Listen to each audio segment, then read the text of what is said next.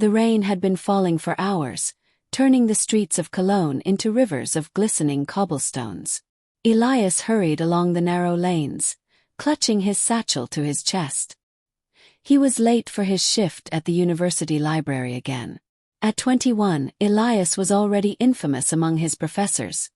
Brilliant when he cared, reckless when he didn't. Tonight, however, his life was about to change.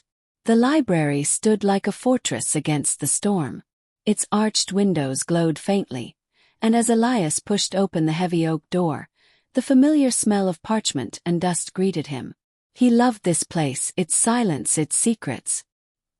He often imagined that books whispered to him when no one else was around. As the hours passed, Elias wandered into the restricted section, where books were kept behind glass cabinets. He wasn't supposed to be there, but rules had never been his strength. On the top shelf of an unmarked cabinet, he noticed a volume unlike the others. Its cover was made of dark, cracked leather, with no title, no markings, nothing to suggest what lay inside. Curiosity burned through him. He pulled it down.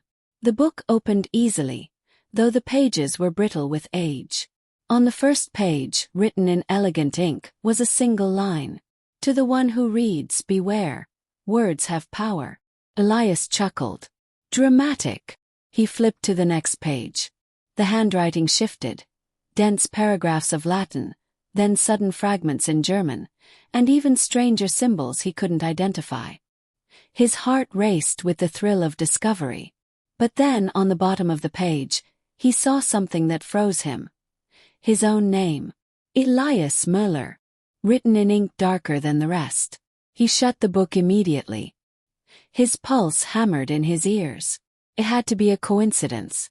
A trick of the eyes. But when he opened it again, the letters remained. The page now continued. Elias Müller enters the library on a stormy night. He finds the manuscript. And from this moment, he is no longer alone. Elias dropped the book. The sound echoed through the silent library. For a moment, he thought he saw movement in the shadows between the shelves. A figure, tall and cloaked, standing just beyond the circle of lamplight. He blinked, and the shadow was gone. Breathing heavily, Elias picked up the manuscript. His rational mind screamed at him to put it back, to leave it where it belonged. Yet something deeper pulled him in. He felt as though the book wanted to be read. And so, trembling, he turned the page.